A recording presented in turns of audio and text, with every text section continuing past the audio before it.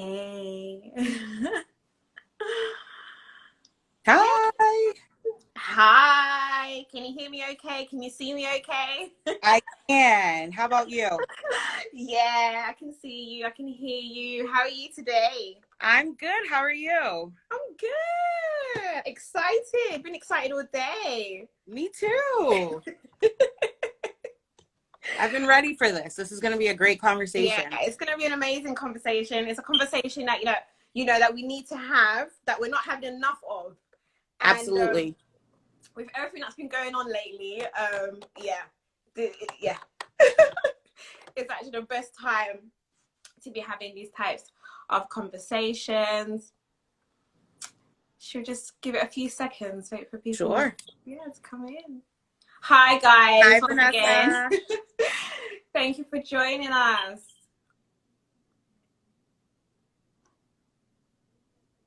How was your facial? It was so good. That's part, it's part of it, it's part of the self-care. That's what we've been Literally. advocating all week. Yeah, so I would obviously like to start off by thanking Congolese fashion bloggers for actually giving us this platform. Also thanking Kento Congo for giving us this amazing platform. They've been doing such an amazing job behind the scenes. From Monday up until today, kind of giving us different elements of self-care. So we've been doing this whole virtual self-care week, which has been amazing. Absolutely. Thank So you thank you guys. to them. So should we get started? Yeah, I'm ready whenever you are. You can hear me okay, right? I can hear you perfectly. Absolutely Okay. perfectly. Awesome. Yeah, so should we start off by introducing ourselves? Okay. Yeah, that sounds Yeah, good. yeah, you go ahead. So I can go first. My name is Benin. I am out here in Boston, Yeah. USA. Currently, I am a child protective social worker, Uh-huh. and I am in school obtaining my master's in social work, Uh-huh. so that I can become an individual therapist. Actually, Nice. hi Jen, and also I have a blog. I have a podcast called Uh-huh. Notes to Sis. Uh-huh. And then Notes to sis. Notes to Sis. Yeah, the number two sis. And then also, I just started a natural hair care business. So I've been working on that as well. Nice. Nice. And obviously, as we know, today is Black Pound Day. So obviously, today we're investing in Black-owned businesses. We can probably talk about that at Yes. the end, which Yeah, is definitely. amazing. So yeah, my name is Hilary Jennifer. I'm a film producer, so film and TV producer. I'm the founder of Movie Mountains Picture House, which is a media production company based in Kinshasa, in the Democratic Republic of Congo. So yeah, that's pretty much me in a nutshell. Yeah. So yeah, content creator, everything that's got to do with um, media all around. Yeah. So at the moment, for the past few years, I've been doing a lot of behind the scenes, producing, writing, working with local filmmakers back in Congo. So most of the work that I have been doing has been in Congo. And it's just about helping the film industry in Congo to evolve, to literally to be able to meet other industries as well. We've got other African countries that are excelling in the film industry, and I feel like I'm invested in enabling the Congolese film industry to also soar. Yeah, because we're very, very talented people, very creative individuals we are. So that's pretty much me. That's amazing. Yeah. So I believe I was invited to take part simply because recently I worked alongside PMP Visual on a campaign, a short film, which was based on mental health awareness, and we released it. It's on YouTube. If anyone wants to watch it, I'll surely give you guys the link at the end. And we've done a short film basically raising awareness on mental health. That's in the community, of course. And we released that on Mental Health Awareness Week, which I feel like it was in the Mental Health Awareness Week in the UK at the time. So yeah, so here we are having a conversation. Please, guys, be interactive. Put your comments, your suggestions, your questions, and yeah, Vinny, let's go. I'm ready. Yeah, I think it's important to start off the conversation. Do we want to maybe pin the subject at the bottom? Of course, of course. So what should we say? Just I guess just talking, an open conversation about mental health, Mm-hmm. within the Black community, the African community. Of course. So I think while you're doing that, I think it's really important that we define exactly what mental health is. I think a lot of us, the minute that someone says mental health, or they mention a therapist, or they mention counseling or anything like that, they just think, okay, that person is crazy. Mm-hmm. And that's far from the case. Mm-hmm. By definition, mental health is your emotional, psychological, and mental wellness. So Mm-hmm. it's something that we all need to take care of. Actually, it's Mm-hmm. something that we all deal with, and I think the more that we normalize this conversation, the Mm-hmm. more we can be able to get help and be open about it. Mm-hmm. So yeah, guys, that's basically. I think okay. Well, what we're gonna start off with is basically my experience in terms of mental health. Okay, so I think maybe I had my first serious panic attack. So obviously I went through a phase where I was having severe anxiety attacks. So those anxiety attacks were basically episodes where I would just literally collapse, like literally black out. And after I would black out, I'd come back and I would hyperventilate. So I would get so overwhelmed that I would literally feel like I'm dying. It's literally my mind playing tricks with me at the time. So it was one of the first anxiety attack I had. I remember I was 17. I was on my way back from college, and it was just it was a lot going on at the time. A lot of personal things going on at the time, and I think I was just overthinking, and it started off with a really, really bad migraine.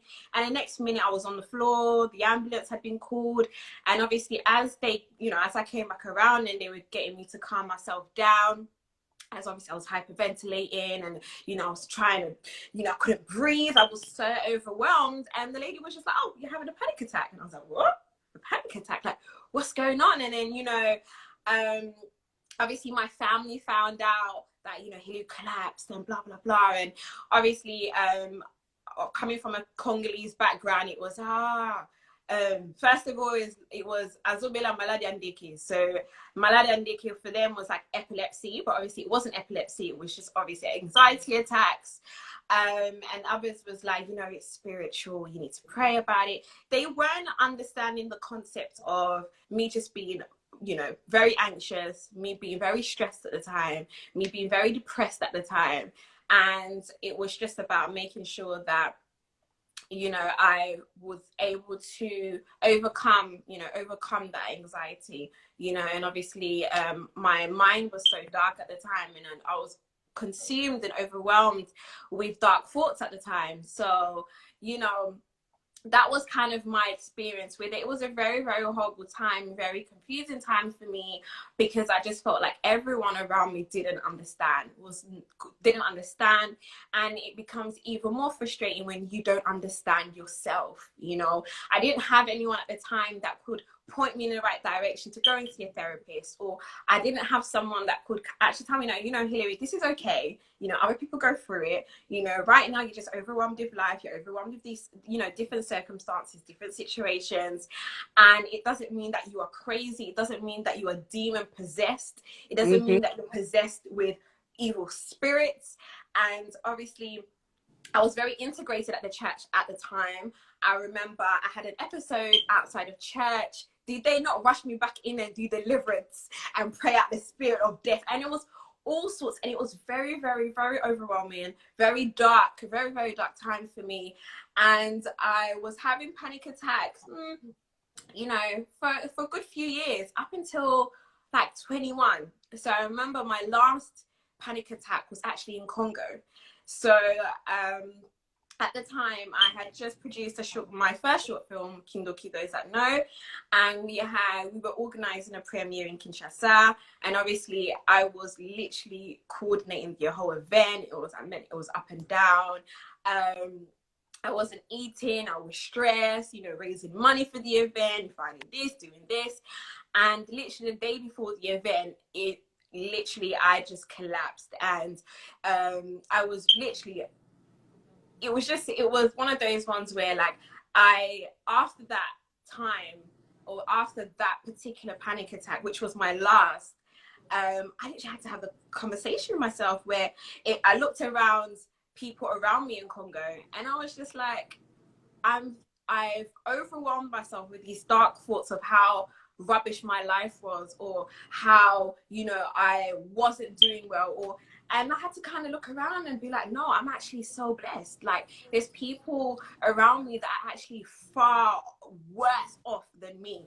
And it was literally at that moment where it was my perspective on my own life completely changed, because I was surrounded by people that had less opportunities than me. I was surrounded by people that probably didn't know where their next meal was going to come from, or so many people that are actually looking up to me. And then I was like, no, Hilary, this needs to stop. Like, you are literally so blessed. Like, you can only, you have countless amount of blessings. And I felt like that was kind of like the end of such a dark period for me, of such a depressive time for me, a time where I was so anxious, a time where I had literally withdrawn myself, had gone into myself, had such low self-esteem, no confidence. And yeah, like I done a video on my YouTube where I said, Africa saved my life, because I literally, that's how I felt. I felt like, I went through a period where I was suicidal. And when I started going to Congo, I was like, no, like, what, there's so much hope. And obviously I'm surrounded, when I come back to London, I'm surrounded by all these opportunities. I'm surrounded by, so much privilege, that I would be so ungrateful to God to continue to be so depressed, or continue to see my life as so dark. So that was kind of my little experience in terms of when you say mental health, in terms of when I wasn't dealing with my mental health so well. So that was kind of my experience. So I don't know what you can say to that. And I did tell you before, but I'm going to have a lot of questions for you. That's totally fine. First off, I definitely want to start by saying thank you for sharing, because it's so important for most of us to know that it's something that we all go through. A lot of us aren't as open. A lot of us just try to ignore it, and then it builds up, and then that's when we end up exploding. And it could have been a lot worse for you. So thank God. But, I'm just glad that you were able to overcome it. But some of us are still struggling with that to this point. And I just want anyone that's watching to know that it is okay for you to be dealing with what you're dealing with. It doesn't make you crazy. It doesn't make you a weirdo. And you're not the only one that's going through these things. So this is why we're here. This is why we're meant to talk about it, and just offer like resources and ways that you guys can overcome it and seek help, because we all need help. And there was something that you had mentioned, and you kind of were asking yourself, why am I going through this? I have all this going on. I have all these opportunities. Even the most put together people go through this. And that's something that I personally wanted to share, because right now I'm in therapy. But when I first started talking about it, people were kind of like, whoa, what's going on? Is everything okay? Is there a reason why? And, at first I was very nervous to even be open about it. But I said, if someone like me could need it, or feels like this is helpful, then maybe somebody else in my circle of friends, or someone that knows me, might need that assistance as well. So I'm very open about it. I'm open about sharing it, because we all need it. So it's really great that you were able to share about it. And I just wanted to add to that, is like, I still go through it. I still have my days. I still have my days, but I've kind of got to a point now where I feel like I'm a lot more emotionally mature in terms of how I don't allow myself to be overwhelmed. And I feel like when I was having the panic attacks, it's because I was becoming overwhelmed. I still go through it. I really still go through it. I really do have my days, but like you know, like you said, is that it's okay. It's just about um doing what works best for you. I feel like I've got to a place where I know what works for me in terms of how I, up until now, learning how to train my mind, you know. And obviously it gets to a point, I feel like for me is like when you go through so many obstacles and you kind of have this skill of like overcoming, you kind of become like you kind of feel kind of like encouraged when something happens, because you just kind of feel like, okay, yeah, this will pass too, you know. So that's what I'm saying. I'm not saying I don't no longer have my down days, because I do, but I've now got to a point where I don't allow myself to become overwhelmed, you know. So for example, Benin, like I know, you know, you said that you are doing your master's in, you know, to become a therapist and stuff like that.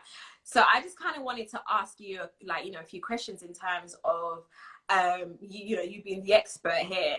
Um, for example, what advice would you give to someone, you know, that is actually extremely depressed, like, you know, for them they're not seeing no way out, you know, how would you help a person like that? Because I, you know, I recently, well, like last year I had a very close friend of mine that was extremely depressed, and I took it upon myself to kind of, you know, send her positive videos and be kind of like, yes, you're gonna, you know, you're gonna fight through this. And I realized that it just wasn't helping. And the more I was trying to be positive, it was actually getting on her nerves. Like she kind of ended up like really hating me, because for her it's just like, how dare you like be so Mm. positive when, you know. So I just wanted to kind of ask you in terms of like, because it got to a point where it's like, she's someone that I love so much, but I just like, I don't even know what to do with you. Like, I don't know how to help you. So what would you say, you know, are the different techniques or the different strategies in terms of helping someone that is in a very, very dark place? I think one of the biggest things that when we love someone or care for someone so much, we want to help them right away, but we don't realize that we need to get to the root of the issue. Mm-hmm. What is causing you to feel this way? What is causing the depression, the anxiety? And oftentimes, you know, we do our best and we have the best intentions by sending them positive stuff, but honestly, it's just like a band-aid. It Mm-hmm. covers it up for a little bit, but you're still not healing the scab that's actually there. Mm-hmm. So if you are that friend that's trying to help another friend, I definitely suggest recommending them to get help, but opening the conversation where it's not judgmental. I think a lot of us, when we need help, we feel like I can't be open because I don't know how I'm going to be looked at. Mm-hmm. I don't want to feel like there's something wrong with me, so I'm going to just ignore it and pretend that Mm-hmm. all is well. Mm-hmm. And then there will be moments like that where they get frustrated. Mm-hmm. So definitely being that friend, I'd say recommend getting help and allowing them to feel comfortable and trusting you, being that trusted person. I think a lot of us don't have that trusted person where we can be open, but you're also not the professional. Mm-hmm. So, you know, it's not your responsibility to make sure everything is okay all Mm-hmm. the time. I think it's really important that we remember that we can be that temporary in the moment, so that, you know, they're not like hurting themselves immediately, but just really pushing them to get the right professional help is number one, honestly, and leaving room for open conversations would be Mm-hmm. the second Mm-hmm. one. Mm-hmm. Mm-hmm. So, for example, how do you deal with it in terms of obviously it's something that you're studying now, and obviously you're in therapy yourself. So, how do you feel like what has your experience been in terms of like, you know, if it's not yourself or the people around you, what's been your experience in terms of mental health, if it is that you're willing to share? Honestly, I did not know why I felt like I needed to go to therapy. It's something that I started to feel probably last year around this time. And so I had started my job as a social worker. I've been a social worker for like 4 years now. Before Mm-hmm. that, growing up African, was never exposed to mental health. Mhm. Was never exposed to, you know, drugs and things like that. But, you know, now working in the field, it's thrown at me. I see it. I deal with families that are involved in it every single day, all day. So Mhm. it's new to me. And at the same time, I guess it helped me become more open minded towards mental health and seeing how it affects families, how it affects the way that you move forward, Mhm. and the healing that we need as a community ourselves. And it allowed me to kind of look back and realize maybe this is why this person has been acting like this, or Mhm. maybe this is why this person reacts this way, because they're going through something Mhm. and I don't know it because maybe Mhm. they're not being open. But who are they being open to? That's another question. So Mhm. then I all these questions just started, you know, developing in my mind. And you know, there were certain relationships that I needed to get out of, and I think that helped me towards like my healing journey. And Mhm. once I made a decision to seek out full healing and Mhm. really get the help that I need so that I can, you know, move forward into my purpose. Because I feel like I can't do that fully if I'm not Yeah. working towards healing. Mhm. I mean, it's an ongoing process. I'm not saying I'm there yet, Mhm. but it's something that you need to put in the work. Mhm. And then also, one thing that I just thought of, like for your friend, they can only get as much help as they want. Mhm. We can't force other people to get help. We Mhm. can't force other people to get out of, you know, toxic and abusive relationships and, you know, seek out the help that they truly need. It's not going to change until they actually want to change. Mhm. But you can always be there to encourage them. So I think even for me with like certain friends and things, I start to feel like down on myself when I see, you know, this person's not changing. I want the best for them, but they need to make that decision on their own. So I think I got to a point where I made that decision for myself, and I just kept feeling like God was telling me, get into therapy. And I didn't know why at the time. Mhm. I wasn't even ready to start going to get my master's. It wasn't even a plan. So I ended up doing it, and I didn't even know what I was going to study. And then as I started therapy, first of all, I was really nervous. Like I made the decision probably to go last July, and I didn't make my first appointment until like the end of August because Mhm. I was just so nervous. Mhm. Um, and then when I started having sessions, that's when it kind of occurred to me that no, this is what you should be studying. Like this is what your goals, your end goal should be, because Mhm. that's like my passion just exploded from there about it. And you know, it's a conversation that I am always open to having. I'm always trying to help people find like counseling and things like that because it's Mhm. so important. Mhm. I think for me, in my experience of going to therapy, I've been able to talk about things from the past that have affected me now, Mhm. that we may not even realize. Mhm. And what was really cool about my first session is I was nervous because I didn't know what to say. I didn't know how this was going to go. Mhm. You only see it on TV and you just see the counselor asking, how does it make you feel? And like, that's it. But I got there and she really was just like, tell me about your life from when you were younger up until now. Mhm. And as I'm telling her stuff, she literally is able to like interject and say, huh, have you ever realized that like maybe this is something that has stuck with you for so long and Mhm. things like that. So it gives you like, I guess, a great neutral perspective Mhm. from someone who doesn't know you at Yeah. all, but from Mhm. what you're telling them, they're able to see what can be worked on, what can be worked through, what fears you may have, what's Mhm. causing you to feel the depression you may be feeling. Mhm. And a lot of it is from past traumas, from past experiences with family. Mhm. Um, and I know that us as Congolese, as Africans, we say, Mhm. you know, keep everything in the house, Mhm. Mhm. but then we suffer in silence. There And you that go. is not okay. We have to Mhm. stop suffering in silence. Yeah. And that comes So, back down to it being a stigma in the community. And I think I mentioned it to you before as well when we first spoke in terms of um, I came across something this week where it was just saying in terms of black women how we suppress the pain we go through.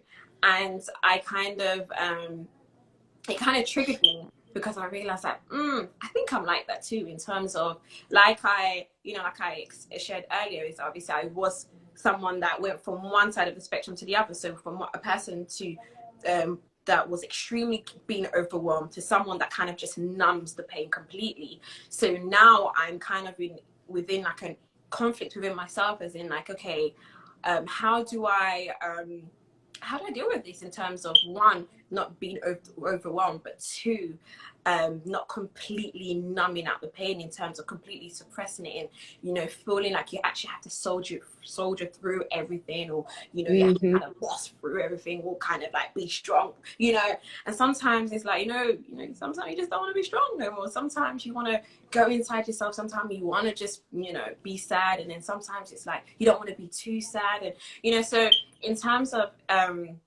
what advice would you give in terms of that, in terms of having a balance or having a healthy, you know, mental state? Like what advice would you give to someone? You know, what advice would you give to Black women?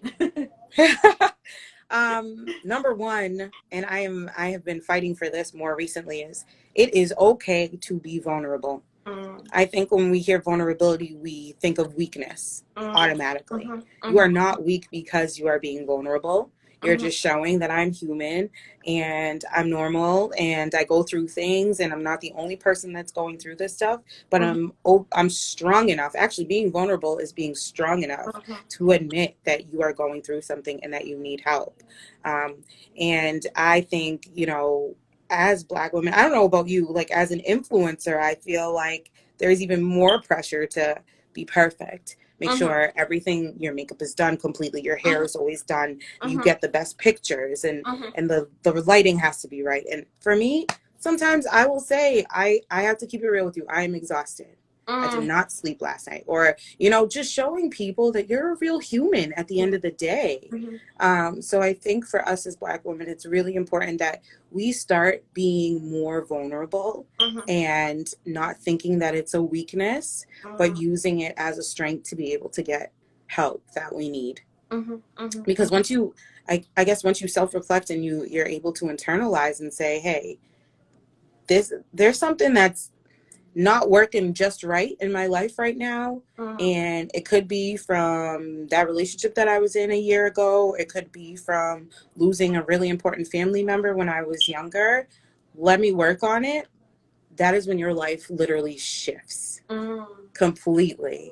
And you just start to see what other things I can work on better. And you don't need to carry the burden of always having to be okay all the time. It's okay not to be okay. I think the problem is when we sit in it and we enjoy that time that, you know, we start to wallow in our sorrows. Right. That's where there's an issue. So there's the issue. The issue is don't dwell in it too long. Yes. So what would you say? For example, if I today wanted to have, you know, if I felt rubbish, how long are you what permission in terms of how long can I be like feeling rubbish for? How long can I be sad for? How long is it healthy to be sad for? I honestly, that's a good question. I haven't really thought of that. But if you have any questions for Benny, please.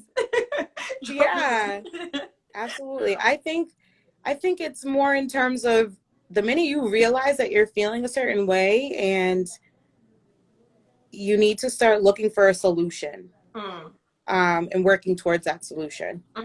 So if you're sitting there and you're still feeling sad and down and you're not really doing anything about it, I think that's where the problem is. Or at least like seeking help to see who can help you move forward. So, for example, you know, when we've just spoke about one type of solution, which is therapy, and obviously that's something that you know that you're in yourself. But obviously, there's, you know, I've heard of different types. You know, there's people that then go on, you know, on medication and, you know, and so on and so forth. So, what do you think that when does it get to the point, to the extreme where, you know, someone then has to go on to antidepressants, or someone has to go, you know, or on actual medication? So, you know, how does that work? I think me personally, I'm a big advocate for natural, but that doesn't mean I'm against medication. I think, you know, if that's what you're being prescribed and, you know, it's a necessity, then absolutely go for it. Just be mindful of not being dependent on it. Yeah, I think that's probably the issue, is when you're dependent on the medication and you feel like you know, I can't do anything without this. Mhm, mhm, mhm, Just I guess knowing to have that balance, or mhm, trying to at least. mhm, mhm, mhm. Hi, Tracy.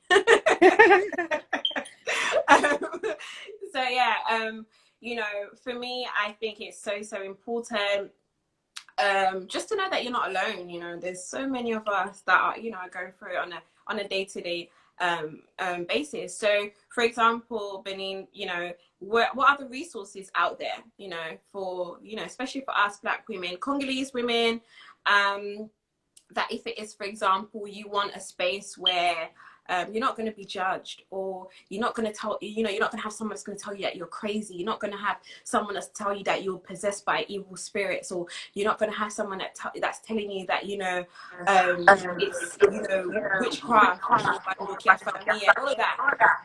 What kind of space? What space?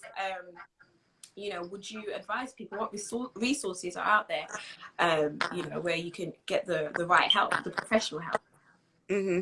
Yeah, I think definitely the counseling would be number one, for my part, but there's also support groups. I feel like, I don't know how it works for you guys over there, but here there's, you know, a support group for almost anything. You know, I think when they hear support groups, they think of like Alcoholics Anonymous, and but there's so many other things for even, you know, teenage girls or women who are mothers or single mothers, or, you know, widows and things like that. It's just more trying to see how, where it's accessible and Mm-hmm. how.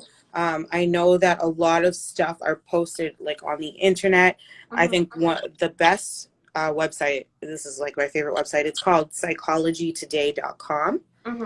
and that helps you find an individual counselor, but there's also like different groups and different articles and things like that that you can get into. And what's really cool is that you can put in your location, and it goes by, you know, where you live and things like that. I did look it up, so it is in the UK as well. You could definitely go on there too. Mm-hmm. So we've got a question here. So Tracy's asked, do you believe that it works better, I'm assuming she's talking about therapy, when your psychologist is a Black woman? Absolutely. Mm. For me, I knew that going into it, I needed someone who was going to understand me. I Mm-hmm. needed someone who was going to know, and not just like, truthfully for me, you know, not just Black American, but someone who has a cultural background, Mm-hmm. like from back home, Mm-hmm. that knows the traditions, that knows, you know, about people talking about witchcraft and things like that. Like, I need someone to be hip to that. Mm-hmm. And I also, because I'm a Christian, I also wanted someone who was Christian. Mm-hmm. So I was able to look into that as well. So I found a Christian Black woman, Mm-hmm. and I wouldn't have it any other way, Right. Mm-hmm. Mm-hmm. to be honest. Mm-hmm. Yeah. Because I feel like as well, I'm one of those people when I feel when I'm getting sometimes just general advice or sometimes constructive criticism, or I'm one of those people where anything I'm receiving, whether it be a criticism or even positive or negative feedback, I like to weigh it out, because I always like to think, okay, do you know me well enough to actually give me that kind of advice, or like what is your advice based on? Like, can you relate to what I'm going through? So do you feel like it comes down to trusting someone that you feel like, okay, you look like me, you know, you've probably gone through the same background as me, so you can actually relate to me? Do you feel like that's also important in terms of you know, enabling someone to, you know, help you through that journey, in terms of if you're getting therapy? Like, do you feel it comes down to trusting someone that you feel can relate to what you've been through or what you're going through? Yes, absolutely. I think that that's also like, that's probably half the reason why. Not only can this person understand it, but they probably lived through it. Um, Mm, and mm, they're not gonna, you know, to stay professional, they're not gonna give you information about their personal life, but they'll make it seem in a way that they know what you're going through, because it's something that they have might have dealt with in their life as well. mm-hmm, Because I always say, like, therapists need therapists too. mm. Therapists probably gone to do the work. I remember I had asked someone who was already a Sorry, do therapist. you feel like sometimes it's therapeutic for them? Sorry? Do you feel like it's therapeutic for therapists, like when they, you know, when they're obviously running this session, do you feel like it's therapeutic for themselves as well? I think it, I wonder because I feel like it can be, but then in another way, it probably is like very stressful for them Mm, because they have to take everything in and try not to internalize. And if, that's why it's really important for them to do the work beforehand. And that's an advice someone gave me, to let me know that if you're trying to be, if you're an aspiring therapist, you do the work for yourself first, yeah. so that you know exactly what someone else might need.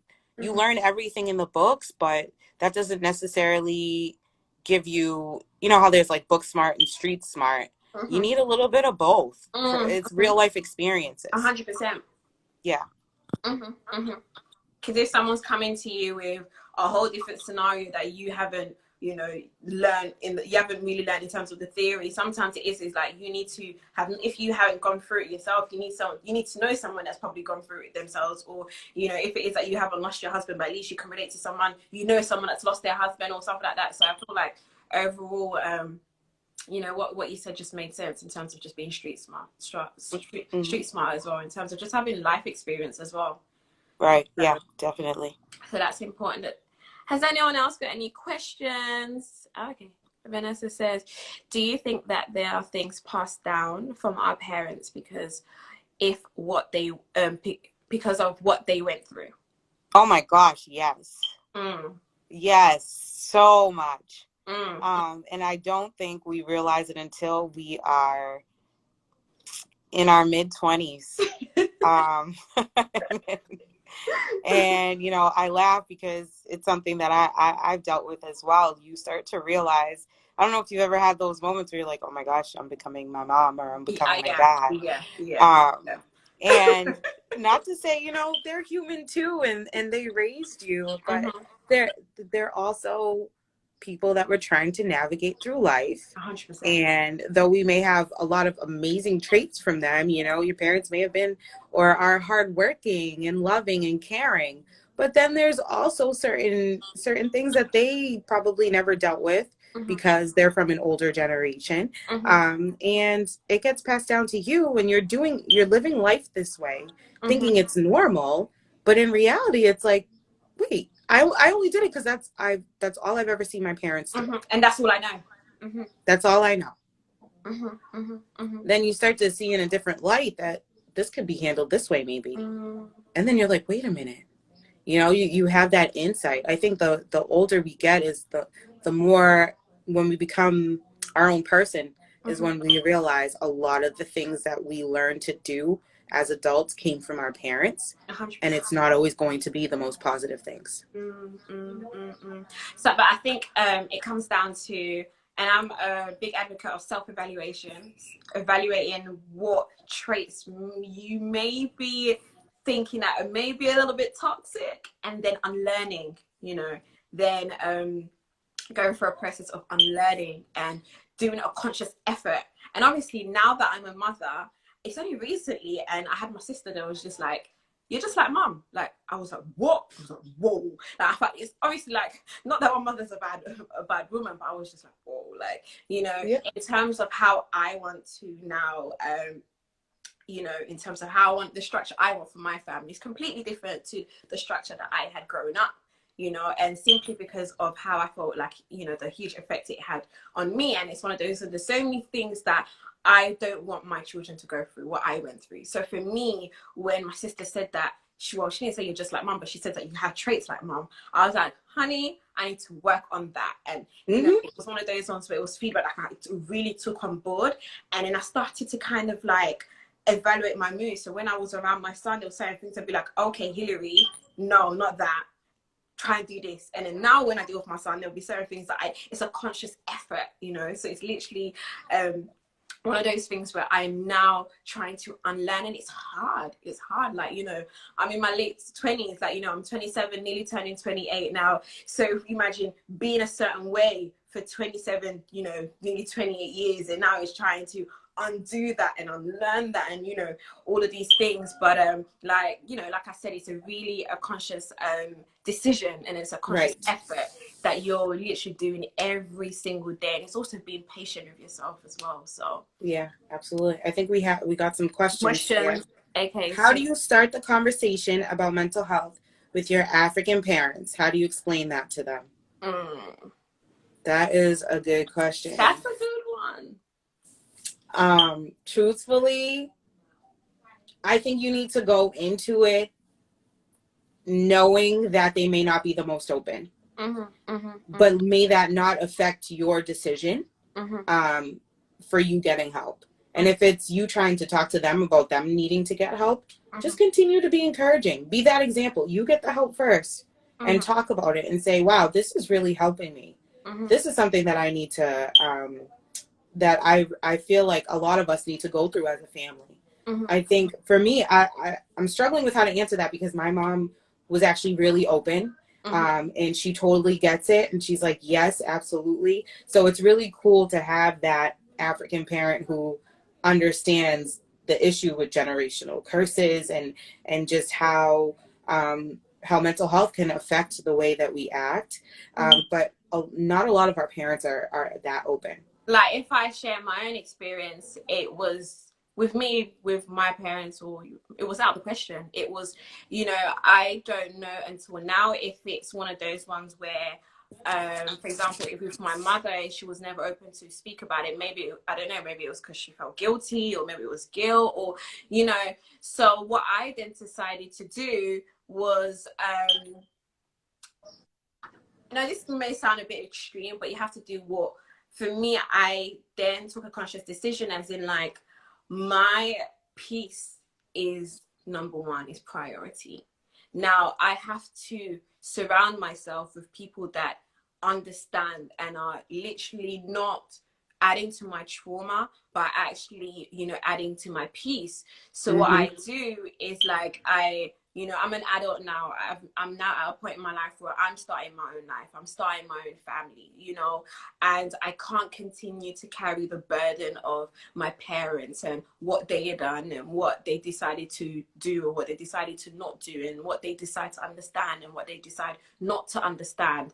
I had to make a decision, is that I'm not going to carry on that burden. So at the end Nope. of the day, is that there's certain things they don't have access to no more, because we're not on the same page. And as much as I love you guys, and as much as I care for you, there's now the dynamic of our relationship has to change, because there's certain things you can't get. And when your parents are in their 50s and their 60s, like, when I go back to Congo, like, my aunt is saying, she ain't gonna change. So it's one of those, they've now gone through the whole of their lives, 50, 60, 40 years of having a way, how they deal with their trauma. And it's one of those ones where you realize that it's a very toxic way. They're not going to change. They're not going to get it. So what you have to do is kind of, what I had to do for myself is kind of change the dynamic of the relationship, and also be very empathetic as well. So kind of in the sense of understanding why they are the way they are. Yes. So when you start to understand why they are the way they are, it will remove the anger, it will remove the frustration you have towards them, it will remove the resentment. Because with me, Yeah. I was full of resentment. For me, it was like blocked out completely, blocked, complete delete. And then as you start to become a little bit more emotionally mature, you start to understand, okay, they're like this because of that. They went through it as well. They have their trauma as well. So that's personally how I dealt with it. It's like I had to completely change the dynamic of the relationship. Not that I cut them off or anything like that, but it's just like there's certain things I don't go to them about. There's certain things I don't share with them, because it's one of those ones where now we're not on the same level of understanding. And obviously there's certain ways that, if, for example, before, when I'll be stressed out, I know that if I know, for example, if I speak to my mom and she's going to be like, what, like, what's going on, or she's not going to understand, then I don't share that part with you. But if, for example, there's, Yes. you want to know what I had for dinner, or, we can talk about something completely different, that's fine. So now it's the dynamic of the relationship have changed. And now I'm smart in terms of who I enable to enter, or, to see that side of me. Like you said, being vulnerable. But for me, I feel like you have to be very calculated, and you have to be very wise in terms of who you allowed to see that side of you, you know. And like what you said to me before in terms of me trying to help my friend, but you know, I'm not the professional, or talk to people that you feel can understand, that you can connect with, you know. And if they don't connect, and you know, and it's hard and it's very frustrating, and it's heartbreaking when it's your parents, and you want them to understand and you want them to, you know, but if they don't, then you can't carry that burden. And I feel like it's something that I had, you know, to teach myself to, and it helped me remove the resentment and the hurt, the pain, and Mm-hmm. you know, the anger, the frustration that I had towards them. So I know that, so some of our viewers, our people here had mentioned, we know that this is a women topic, but the men also need to be addressed. And I agree 100%.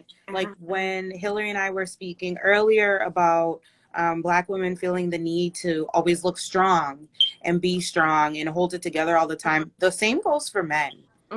But that, like, it's okay for men to be vulnerable as well. It's okay for you to go and find a therapist. You're not crazy either.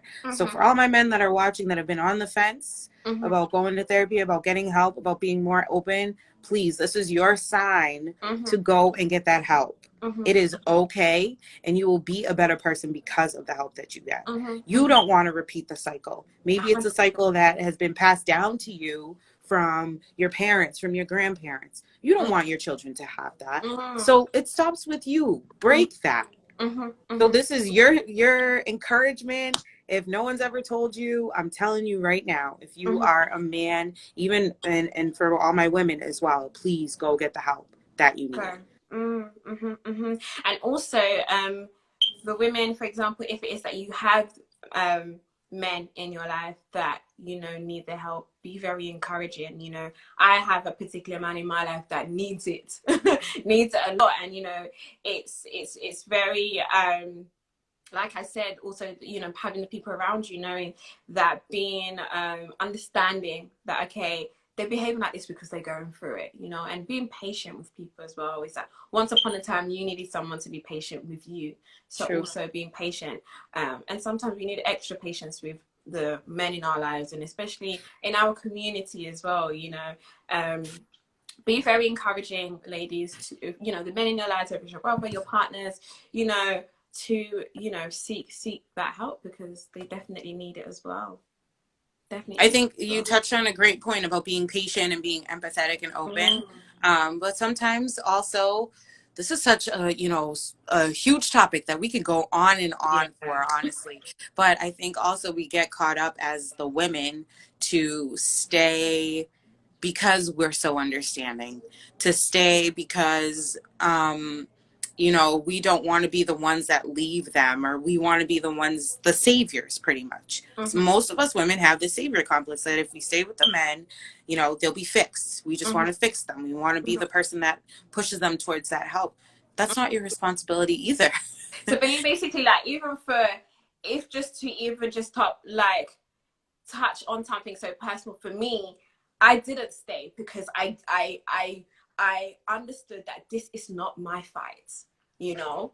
This is not my fight. But you know, when there's a child involved, that's what I'm saying, in terms of, you have to kind of understand, because it kind of removes that resentment, it removes the frustration. But when you understand that this is not your fight, and it's something that they have to deal with on their own, but also encourage them to go and seek the help, because it's like, there's nothing, it gets to a point where you wasn't there when the trauma, or you can't, you know, you don't understand what the journey was, or you know, you don't understand in terms of the journey of how they got to where they got to.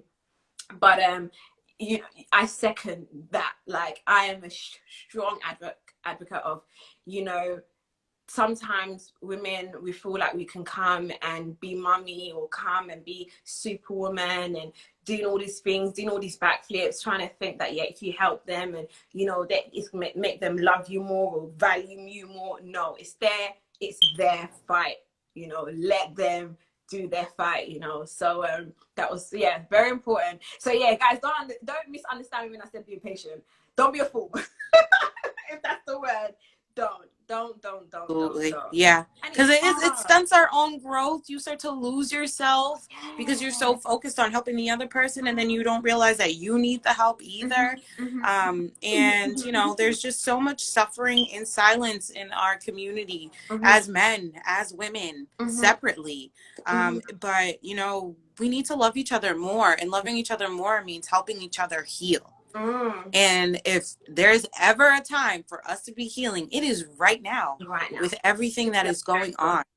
Um, We're in the middle of a global pandemic. Like, you know, it is crazy. it's Like, insane. it is such a woke year. I think it's been such a year of so much revelation. And Yes. obviously, for me, it's just been a revival because I was kind of like really frustrated with myself recently because, as you know, with everything that's happening from, you know, the death of George Floyd and, you know, the Black Lives Matter movement and all of this, even up to the, you know, the Black Pound Day and stuff like that, I started realizing that how did I not know this? That, you know, and obviously people coming out and, you know, there's been shows or, you know, people coming out and do these public apologies for things that they had done that was racist. And I started thinking to myself, why did we even allow that? Why did we not? You know, and even finding out statistics in terms of, you know, like, you know, the money power in terms of like, you know, the Black community spends like, you know, I think it's like 300 billion or, you know, however, and only 2% of that goes to Black owned businesses. And I was gobsmacked. I was just like, how? Why? You know, so it's been such an important time for us as a community, you know, and I feel like that's why it's so important, you know, even with this virtual self-care week that we've had, that, you know, like, you know, it comes back down to ourselves, like we need to really think and obviously now make conscious decisions in terms of where we're spending our money. Like now coming where I'm buying my clothes, I need to ask, okay, is the owner Black? Oh, you know, and it's not that we're trying to exclude white people, no, but right now it's a shift in terms of we need to invest in ourselves. We are our priority right now, and that's where it comes back down to all lives matter. No, we're talking about Black lives matter right now. The conversation is about Black people, and it's not saying that, you know, we're better or we're trying to exclude any other people. It's about, this is what's important right now it's about Black people, right now it's about Congolese people, right now it's about Black women, right now it's about Congolese women, you know. So I feel like it's been such an you know, a season where it's been literally a turnaround. It's been a shift in terms of our mindsets, in terms of, you know, how we're seeing things and our perspective now. So I think it's an amazing time. It's an amazing time to be alive, guys. It really is. This is revolutionary. And that's another thing I do want to touch on as far as mental health. I think, you know, we're being inundated right now with news. And every day there's another Black person still being killed.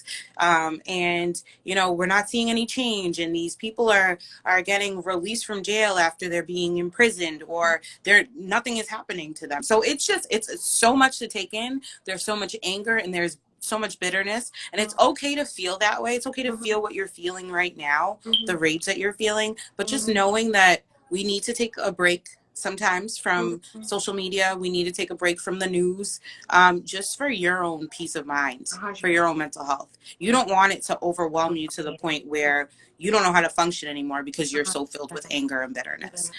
We have every right to be upset and angry, because this is something that is not new. It's been going on for so many years. And it's great that it's being brought to light right now, but we need to make sure that we're okay with ourselves, we're okay for our families, and that we're maintaining that balance to actually care for ourselves. So take the necessary breaks to care for yourself during this time. Don't be so overwhelmed by constantly being involved, constantly having to feel like you need to do something, because you don't need to do it all the time. You're doing the best you can. We're in a pandemic right now and a revolution at the same time. So A lot going on. balance. Balance. Yeah, there's a lot going on. Absolutely. Can be so overwhelming. Yeah, 100%. So the expert has spoken, guys. You know, there's a lot going on, so much information, and you know, we're on Twitter, someone's saying this, you're on Instagram, Facebook, so much going on, but it's about finding a balance and obviously taking the necessary breaks as well for yourselves, in terms of Benina's just come from a facial, guys. She's just come from having a nice facial. So you as well. Yeah, we can tell I that don't have you're makeup on glowing. right now. So you know, sometimes our mental health is very, very important. So we've had such an amazing conversation. This has been so blessing for me. Thank you guys for joining us. I think it's going to come up to an hour, so I feel like we should start wrapping up now. Yeah. Once again, thank you to Congolese fashion bloggers. You guys are amazing. Thank you so much for this platform. Kento Congo as well. Thank you guys Thank you. so much for enabling, giving us the platform to kind of have this conversation. It's been amazing, and it's necessary, and hopefully there's going to be a lot more of these kind of conversations. Yes. Hopefully after obviously we're still in the middle of the pandemic, it's not gone away. People are still dying from the COVID-19, so obviously make sure you're still taking the necessary measurements, doing the social distancing, and so on and so forth. And hopefully soon we can actually meet up, Yeah, hopefully Benny will actually invite us to Boston, or come over to London, and obviously we can have more of these sessions where we can actually come together as community, as women, and once again talk to each other, share our experiences, and also include men. We will include men next time. 100% men, so important. We want to hear the perspective from men as well. Because it's so important. So any last words, Benin, before we say bye? Honestly, thank you, Congolese fashion bloggers. Thank you, Kente Congo. Thank you, Hillary, for just being so open and having this. And for all of you watching, I really appreciate you just being open to this conversation. And I hope that it was encouraging for you to continue the conversation in your community as well, in your families, in your friendships. And let's heal together. Let's 100%, heal. 100%. Yeah. So thank you so much, guys. Thank you so much, Benin. And because we could go on for ages and ages. So I'm sure we're gonna have another occasion to have another conversation. Thank you so much. I hope you have a nice day, Benin. Everyone else that's been watching, have a nice day, have a nice evening. And obviously I'm gonna save the video on the Insta TV, I think. So obviously if there's any other comments, obviously share it with people that you feel need to have them, also need to hear about this conversation. Share it with your friends, your families, and let's keep the conversation going. So bye, guys. Bye. Bye.